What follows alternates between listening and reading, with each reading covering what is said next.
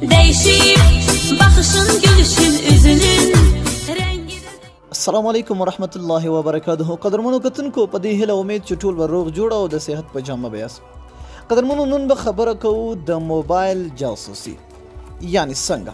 د مثال په تور تاسو په یو کمره یعنی په یو اتاق کې ناست یاستئ او ستاسو ورور یا ستاسو هر څوک چې وي یا په بیټک کې تاسو څوک نه پرېږدي یا همداسې په یو بل اتاق کې تاسو څوک نه پرېږدي، تاسو وایئ چې یاره تاسو د دې اتاق نه وځئ، موږ لږ شخصي خبرې لرو.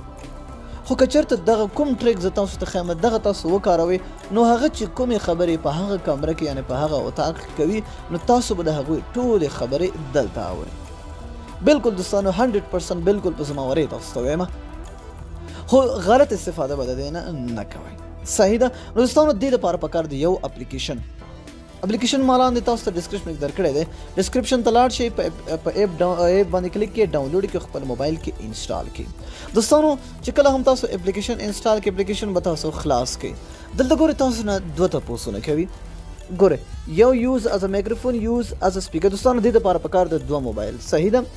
نن سبا خو هر چا سره خامخا دوه موبایلونه وي، یا په کور کې یا د ورور نه واخلئ یا د بل چا نه واخلئ. خامخا دا بهانه مه کوئ چې موږ سره به دوه موبایله نه وي. صحیح ده. صرف 3 MB ایپ ته 3 MB ایپ سره به ډاونلوډ کړئ، د هر چا 3 MB خو هر څوک درته پرېږدي.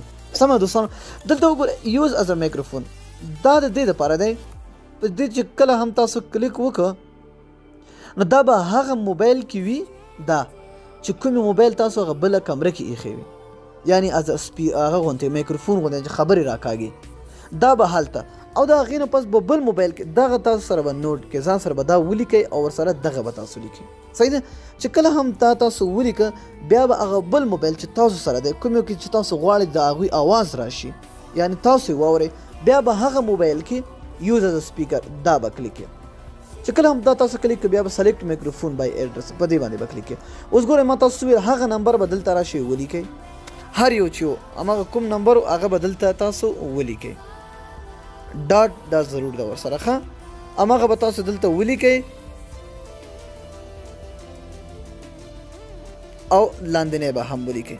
چې کله هم تاسو دا ولیکله نو په دې کلیک چې کله هم تاسو دلته ولیکله نو مثال په تور زه لیکم دا، او د هغې نه پس به تاسو دلته کنیکټ باندې کلیک وکړئ.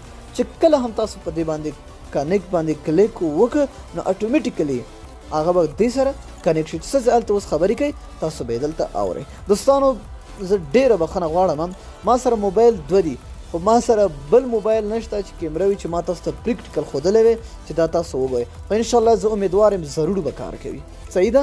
تاسو یې وګورئ انشاءالله کار به کوي. دوستانو دا ونننۍ ویډیو که خوښ وي مو در سره لایک کړئ او د خپلو دوستانو سره شیر کړئ. که چینل کې نه وي چینل در سره حتما سبسکرایب کړئ. تر بیا او بلې ویډیو د الله په امان په دعاګانو کې مې یاد ساتئ.